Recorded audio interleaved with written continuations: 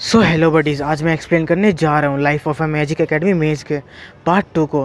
तो पार्ट 2 की starting part 1 के एंडिंग से होती है, जहाँ पे हमने देखा था कि हमारे मेन कैरेक्टर को पीछे से कोई बुलाता है और हम देखते हैं कि वो एक लड़की होती है जिसका नाम होता है यूनर माइकिन।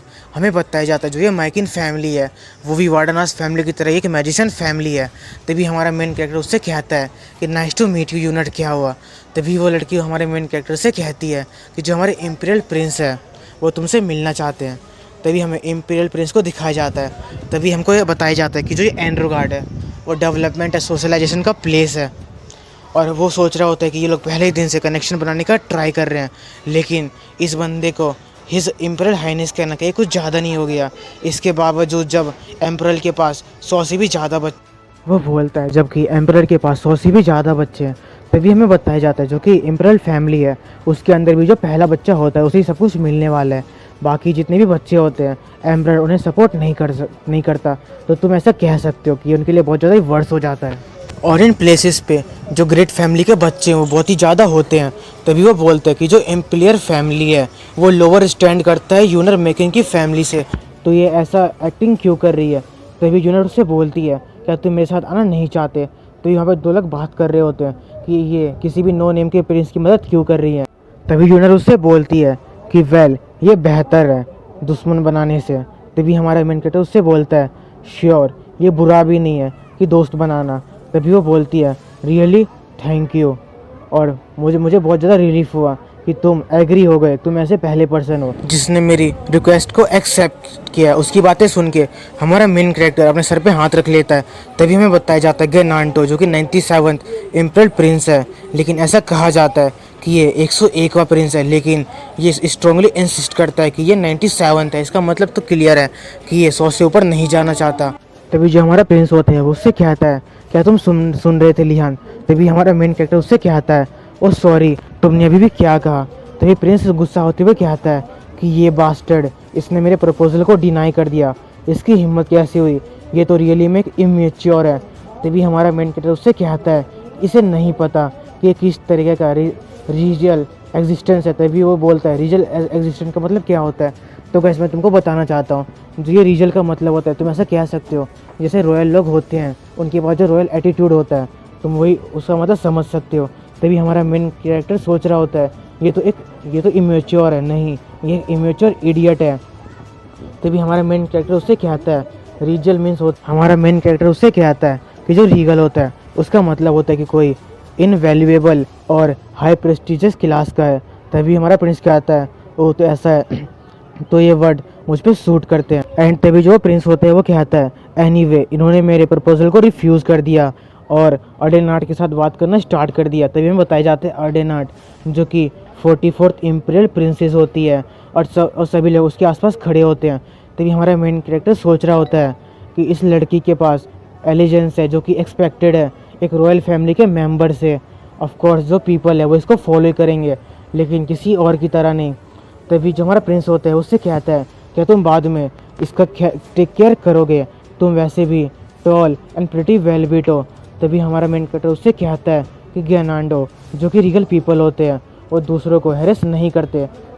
तभी प्रिंस उससे कहता है कि मैं तुम्हें इसे हैरेस करने के लिए नहीं कह रहा हूँ, बल्कि इसे पनिश करने के लिए कह रहा हूँ। तभी जो हमारा मेन कैरेक्टर होता है उससे कहता है कि जो रियल पीपल होते हैं वो दूसरों के बारे में ऐसा नहीं सोचते। तो फिर हमारा प्रिंस उससे कहता है कि तो फिर मुझे क्या करना चाहिए। तभी हमारा मेन कैरेक्टर उससे कहता है कि अगर मैं कहूँ तो तुम्हें इसे माफ़ कर देना चाहिए।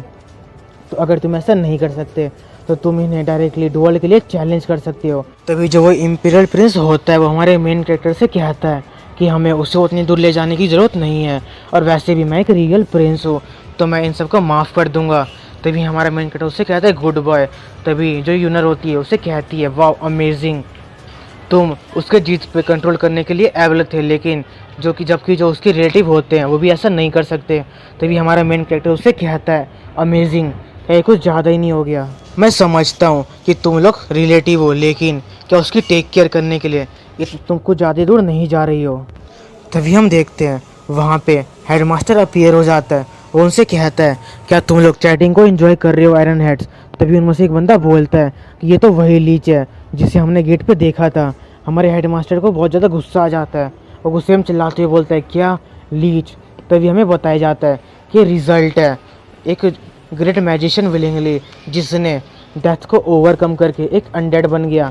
हमारा मेन कैरेक्टर सोच रहा होता है, तो ऐसा सोचना कि जो हेडमास्टर है वो एक लीच हो सकता है। तभी हेडमास्टर उनसे बोलता है कि चलो मुझे तुमसे क्वेश्चन पूछने दो, तो बताओ मैं तुम लोगों को एनन हेड क्यों बोल रहा हूँ।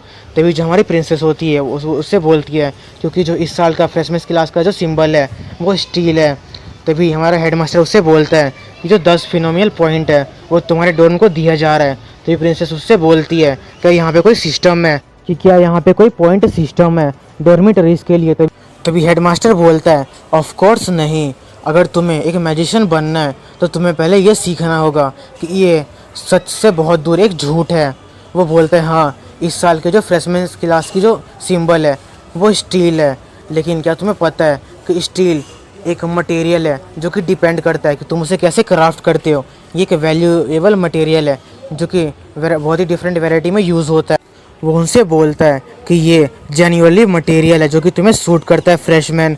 तभी वो उनसे बोलता है कि तुम इसके लिए अगेन फेल कर गए, कि जो रीज़न है कि तुम्हारा जो सिंबल है वो स्टील है, वो ऐसा इसलिए है क्योंकि तुम इडियट्स के पास माइंड ही नहीं है। उसकी ये बात सुन के सभी लोगों को जोर से झटका लगता है। तभी हमारा मेन कैरेक्टर सोच रहा होता है कि इवन टफ अगर हम सोचे कि ये जो हेडमास्टर है वो इन सबको मॉकिंग कर रहा है, लेकिन फिर भी कोई इससे दोबारा रिप्लाई नहीं दे पा रहा। और ऐसा इसलिए होना भी चाहिए क्योंकि यहाँ पे बहुत ही ज़्यादा डेंस मैजिक एनर्जी है इस प्लेस पे, और यहाँ पे मूव कर पाना बहुत ही ज़्यादा डिफ़िकल्ट है। लेकिन अगर मैं सोचूं तो मुझे इसकी आदत सी हो गई है। तभी हमारा जो हेडमास्टर होता है उनसे बोलता है कि मुझे ऐसा लगता है कि मैं तुम लोगों के ऊपर कुछ ज़्यादा ही हार्श हो रहा हूँ, और वैसे भी तुम लोगों ने बहुत ही ज़्यादा ट्रैवल किया है, बहुत ही ज़्यादा लॉन्ग वे को ट्रैवल किया यहाँ पे पहुँचने के लिए। लेकिन वो हमारे मेन कैरेक्टर को देखते हुए सोच रहा होता है कि ये बंदा यहाँ पे इस डेंसिटी में मूव करने के लिए एबल है। तभी हमारा हेडमास्टर उन सबसे बोलता है कि अपने लेफ़्ट साइड में डोर है उसको देखो। हम देखते हैं जो लेफ़्ट साइड में डोर होता है वो ओपन हो जाता है, उसकी ओपन होती है, बहुत ज़्यादा लाइट आती है, और वहाँ पे डाइनिंग टेबल रखा होता है, और उस डाइनिंग टेबल पे बहुत ही अच्छा खाना रखा होता है। जो हेडमास्टर होता है उनसे कहता है कि तुम प्लीज़ इसे एंजॉय करो, और जो रास्ते में तुम्हें जितनी भी दिक्कतें हुई है उन सबको रिलीफ होने दो। तभी हम देखते हैं वो जाके खाना खाने बैठ जाते हैं वहीं। तभी वहाँ पे एक बंदा बोलता है कि मुझसे ये मत कहना कि इस टाइम पे कोई जोक है। हम देखते हैं वहाँ बहुत ही ज़्यादा अच्छा खाना रखा होता है, अगर आपको उसका नाम पढ़ना है तो आप यहाँ पे पढ़ सकते हो। हम देखते हैं कि जो प्रिंस होता है वहाँ पे खाने के लिए बैठ जाता है, और वो बोलता है इस मील के लिए थैंक यू। लेकिन जैसे ही उसे खाने जाता है हम देखते हैं कि जो फूड होता है वो डिसअपियर हो जाता है। हमारा जो हेडमास्टर होता है उनसे बोलता है कि तुम इसके लिए दोबारा से फेल कर गए इडियट्स। वो उनसे कहता है कि तुम सब कब अपने आप को साथ में खींचोगे गाइस। लेकिन जो हमारा मेन कैरेक्टर होता है वो सोच रहा होता है कि मैंने सुना था कि जब तुम एक लीच बने थे तो तुमने कुछ चीज़ों को खो दिया था। वो सोच रहा होता है कि मैं श्योर हूँ कि जो ये स्केलेटन हेडमास्टर है इसने कुछ चीज़ों को लॉस्ट कर दिया, मैं श्योर हूँ। तभी जो हेडमास्टर होता है वो उनसे बोलता है कि ये जो एकेडमी है वो बर्थ प्लेस है मैजिशियंस के लिए, और जो बिगेस्ट इम्यूटस बिहाइंड है मैजिशियन को डेवलपिंग करने के लिए वो है थर्स्ट। तो इस थर्स्ट का मतलब यहाँ पे लालच होता है। तभी हम देखते हैं कि जो यंग मास्टर है वो यहाँ पे बहुत सारी चीज़ों को गिराने रखता है नीचे से ऊपर से नीचे। तभी वो बोलता है कि ये तुम्हारे यूनिफॉर्म और ये तुम्हारे मील्स है। तभी जो हमारा प्रिंस होता है उससे बोलता है ये तो टू मच है। तभी हमारा जो हेडमास्टर होता है वो बोलता है यस, मैं इसी तरह के रिस्पॉन्स का तुमसे चाहता था। तभी वो बोलता है कि क्या ये फूड है वो विरोध करने वाले हैं, तो मैजिक को लर्न करो और डिलीशियस फूड को अपने आप से एक्वायर करो। और वो तभी कहता है कि क्या जो ये कपड़े हैं और जो ये वॉन्ट्स हैं वो ट्रेस की तरह दिख रहे हैं, तो अपने मैजिक का यूज़ करो और अच्छे कपड़े और अच्छे क्लोथ्स को एक्वायर करो। वो बोलता है ये लॉज है इस एकेडमी के। तभी हम देखते हैं वहाँ पे बंदा बोल रहा होता है कि मैं चीज़ें को ले सकता हूँ अगर मैं बाहर जाके इसके लिए मांग करूँ।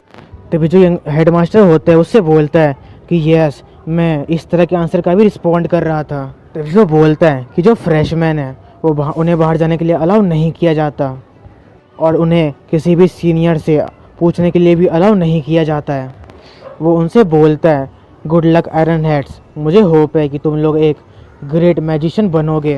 तभी जो हमारा मेन कैरेक्टर होता है वो सोच रहा होता है क्या जो अभी लर्निंग के प्लेस होते हैं वहाँ पे इसी तरह के क्रेजी प्रोफेसर होते हैं। वो बोलता है कि मैं फुल्ली अवेयर हूँ इन जैसे पीपल से।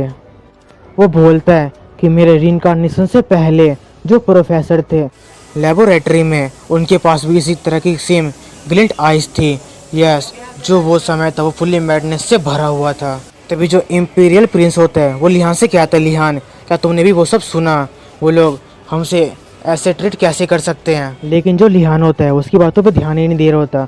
वो सोच रहा होता है कि वेट, ऐसा लगता है कि जो लीच है वो उस प्रोफेसर से तो बढ़िया ही है। जो प्रिंस होता है वो बोल रहा होता है कि हम लोग कैसे यहाँ पे इन जैसे खतरनाक फूड और कपड़े के साथ जिंदा रह सकते हैं। तभी जो हमारा मेन कैरेक्टर होता है वो सोच रहा होता है कि ना कि सिर्फ खाना बल्कि ये लोग हमें कपड़े भी प्रोवाइड कर रहे हैं। वो सोच रहा होता है कि हाँ, ये जो प्लेस है वो डेफिनेटली बेटर है। सो गाइस, यहाँ पे हमारा एपिसोड 2 भी ख़त्म हो जाता है।